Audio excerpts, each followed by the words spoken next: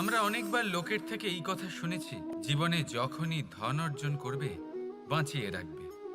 কি হয়, কঠিন পরিস্থিতিতে আপনার খারাপ সময় তা আপনার কাজে আসে। কিন্তু এই কথা কি 100% সত্যি? ভাবুন, এই সমস্ত ধন যে আপনি অর্জন করেছেন তা কি আপনাকে সুস্বাস্থ্য দিতে পারবে? এই সমস্ত ধন কি আপনাকে সুখ এনে দিতে পারবে?